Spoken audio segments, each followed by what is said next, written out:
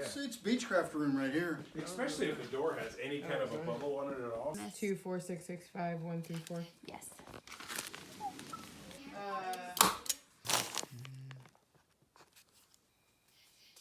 What's it called?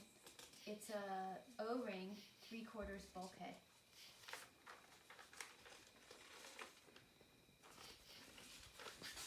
Just find it! So it begins.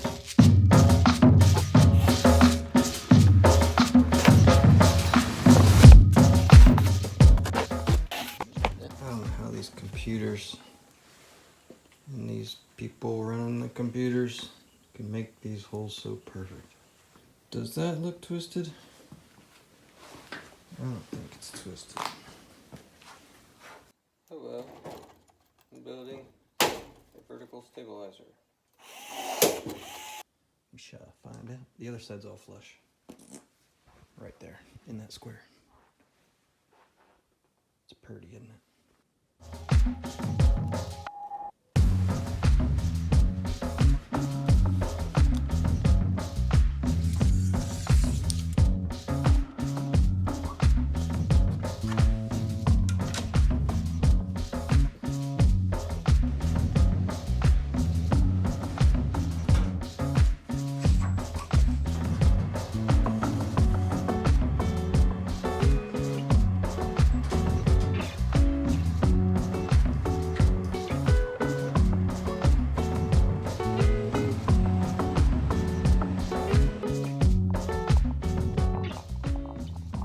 This stringer appears to be a tricky part because all this is going to be closed in and you have to match drill all these number 40s up to number 30s. I've got this one in place and I'm going to reach my hands through these holes.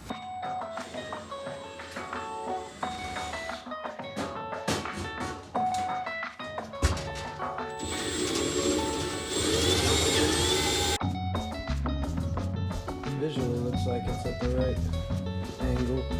The way everything is speeding up with the stuff I found online with other people's planes. About a ½ inch here.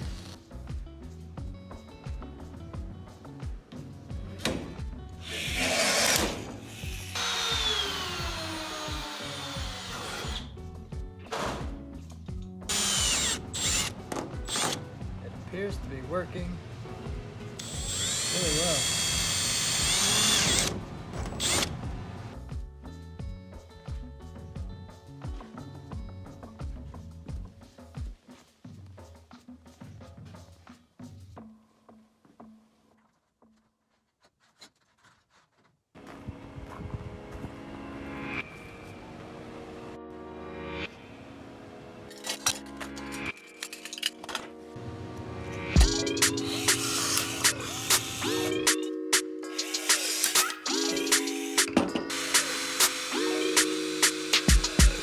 Fabrics have come in. I thought that would be darker, that turquoise. I like this brown though. Just a minute, just a quick test. It won't take long. And here it is, shiny side.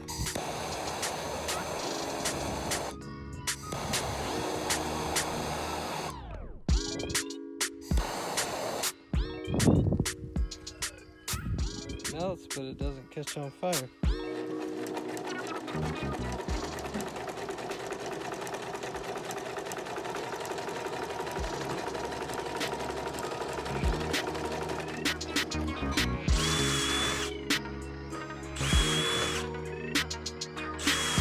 My favoriteest part of the build. Doing that stuff, figuring it all out, drilling the holes, and then, you know, screwing it in. All that stuff. Got some Kydex for a glove compartment. I just opened this thing and I'm about to roller it on. I've never done it before, but it can go to 400 degrees, which is better than bed liner. And so I scuffed this up, rubbed it with alcohol, supposedly first layer thin, second layer a little bit thicker. Just out here in my pajamas, painting the firewall. Nothing to see here, perfectly normal.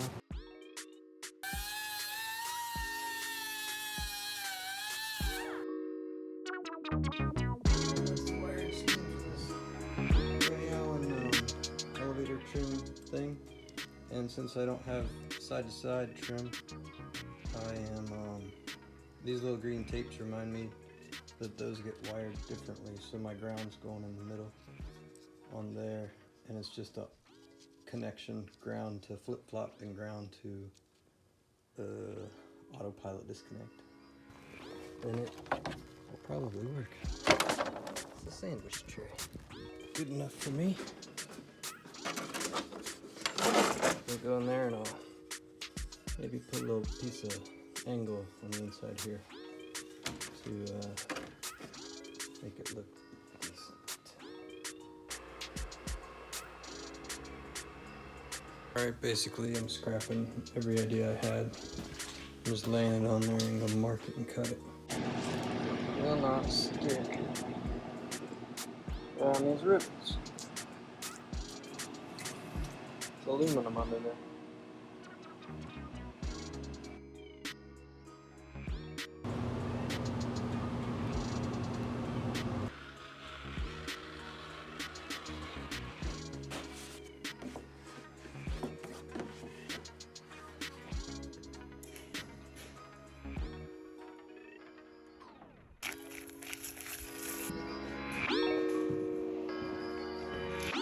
Put a little radius on this one because there's a teensy weensy lip right there.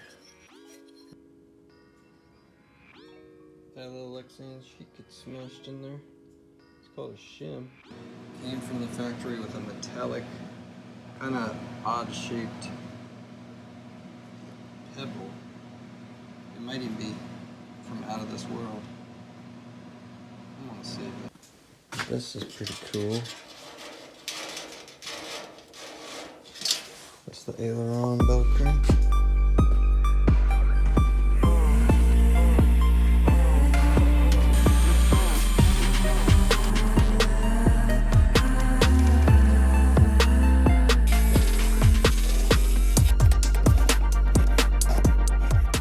Got my daddy's computer ruler. And then I just traced the other notch, and I'm putting notches in this bad boy so it can have the second stringer.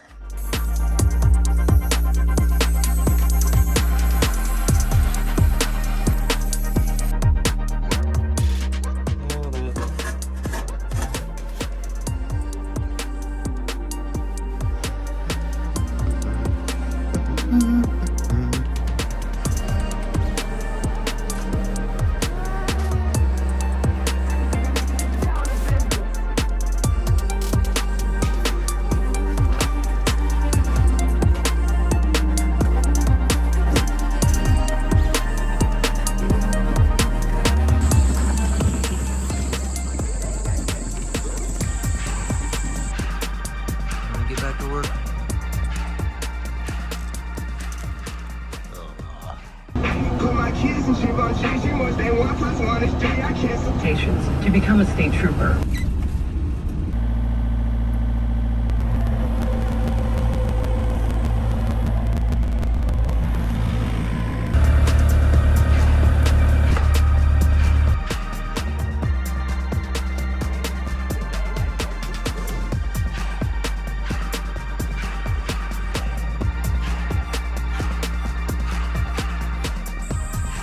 I'm supposedly at top dead center.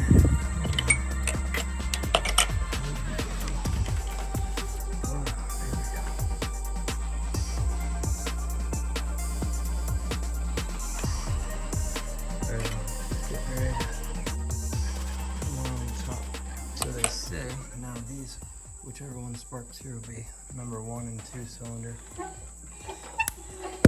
And it's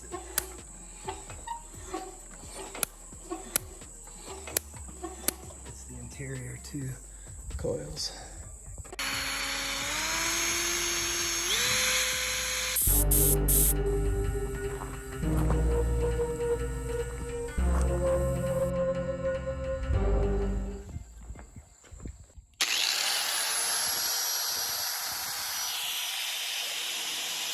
Result. Hush.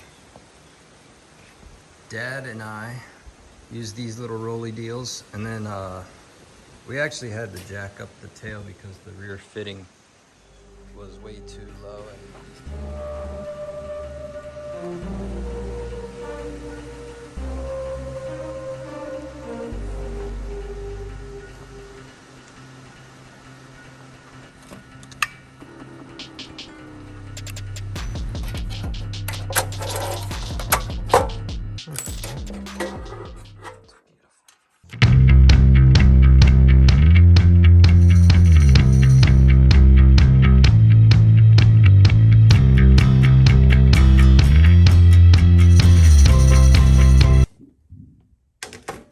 The idea is that there's play, such as these strands of spaghetti down here. There's play so that when this folds down, there's not a lot of tension on them.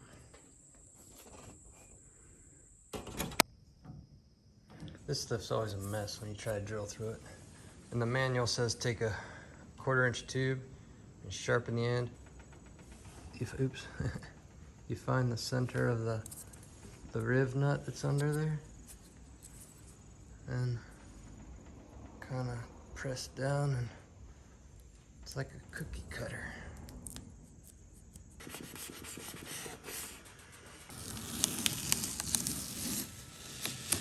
Look at this bad boy.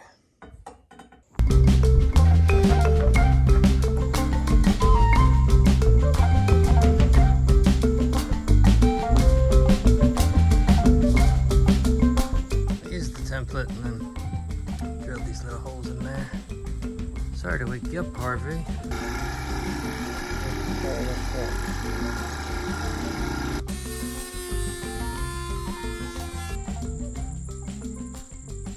This thing will hinge.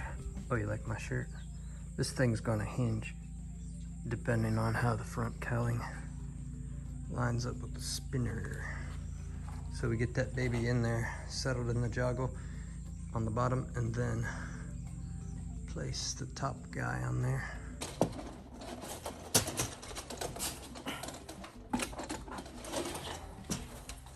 Whew. So it's kind of tricky, but in the end, the aileron is much easier to work on because you can kind of manipulate the bottom ribs into alignment with your little pen mark.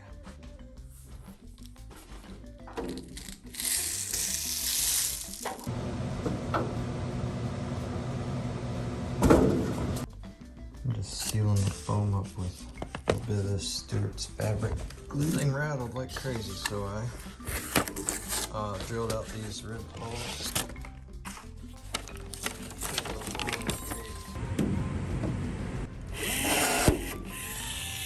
I had a huge gap right here.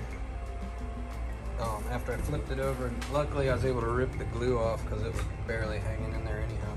So then I just, I still use the popsicle sticks a little bit, using some angle, clank the angle down up against it.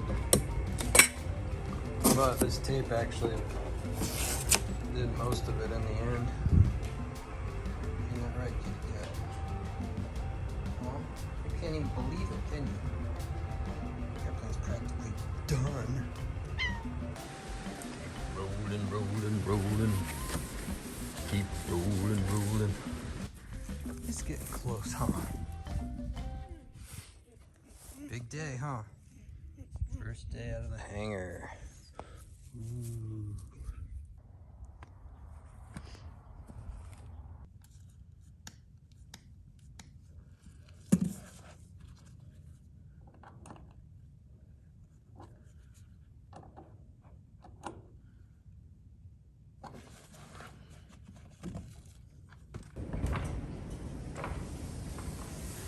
It's getting windy.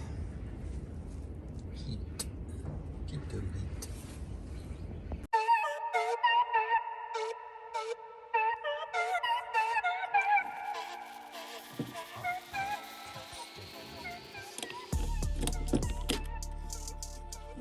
That thing swizzles around with a cable on it for the roll. And there's one with a rod and an arm for the pitch. Spacers too.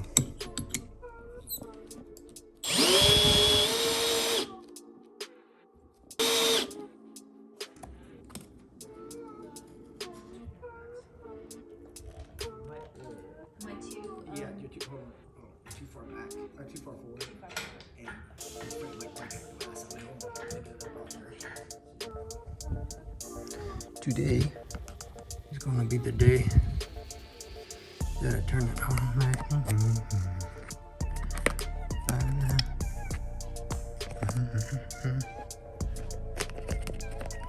My original flight instructor, Bobby Norman, told me to squirt some oil in here.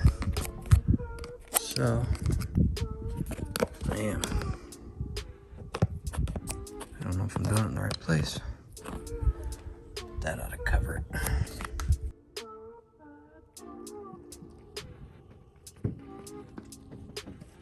Watch this.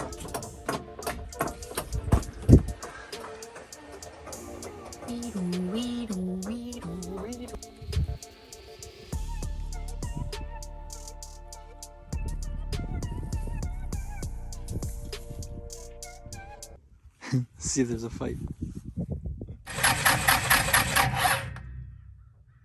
Well, we got tons of oil pressure, 38 psi.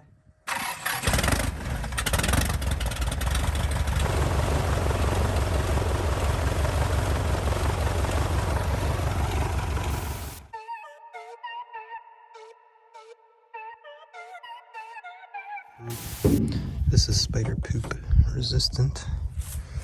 This green is not spider poop resistant.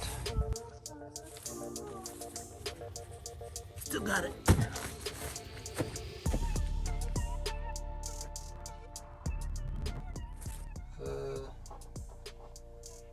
Where's my pressure? Blood pressure, got it.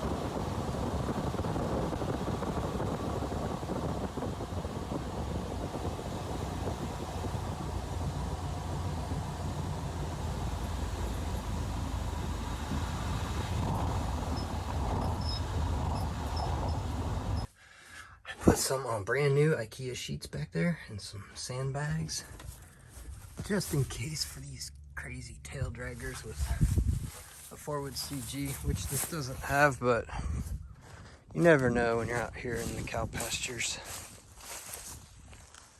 Man, it flew pretty good. This wing was a little bit heavy, and the cylinder temps were running a little hot, but it was a pretty good success story. I think I'm gonna taxi through here instead of the cattle guard this time. So this old girl's gotta go.